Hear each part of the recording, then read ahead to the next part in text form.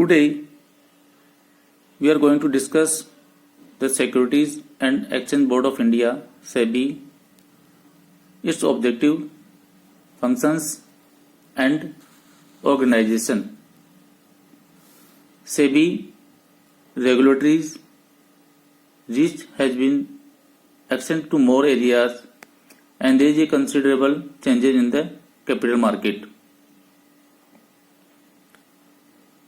SEBI annual report for 1970-19 has stated that throughout its 6-year existence as a statutory body, it has sought to balance the twin objective of investor protection and market development. It has formulated new rules and crafted regulations to foster development. Monitoring and surveillance was put in place in the stock exchange in 1996 and 97 and strengthened in 1997-98. The objective of SEBI can be read out as follows. Number 1, to protect the interest of investor in securities. Second, to promote the development of securities market.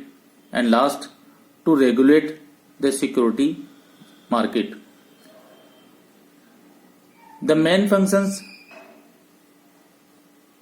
entrusted with SEBI are: number 1, regulating the business in a stock exchange and any other securities market.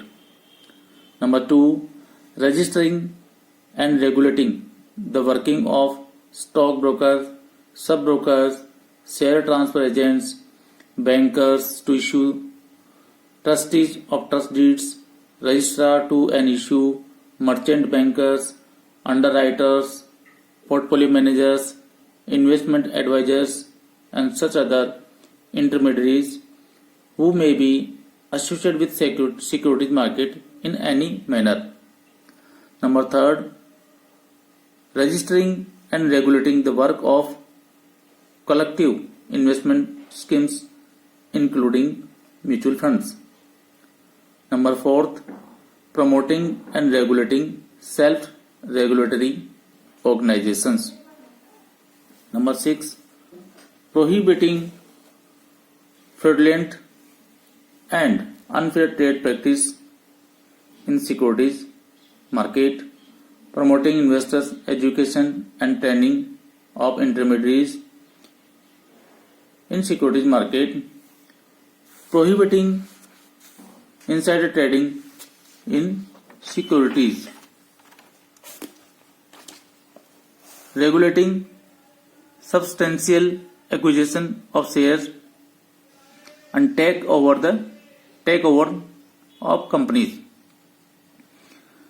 calling for information, undertaking inspections, conducting inquiries and audit of the stock exchanges, intermediaries and self-regulatory organization in the security market. Now we will discuss the organization of SEBI. The organization of SEBI is structured in such a manner to fulfill its objectives. To suit its scope of activities, it is divided into several departments. They are as given below. Number 1, primary department. This department is responsible for policy matters related to primary market, intermediaries and self-regulatory organizations, redressal of the investors' grievances and guidance. Issue management and intermediaries department is responsible for registration, regulations and monitoring of the intermediaries and scrutiny of the offer documents. Third department is secondary market department. This department is responsible for policy matters related to major stock exchanges, price monitoring, market surveillance, prevention of insider trading, and brokers registration. Fourth department, institutional investment, is responsible for mutual funds, foreign institutional investors, mergers, acquisitions. Apart from these departments, SEBI has legal and investigation departments. It has got separate advisory committees for the primary and secondary market to assist the policy formulation. SEBI has regulated primary market, secondary market, mutual funds, and foreign institutional investments.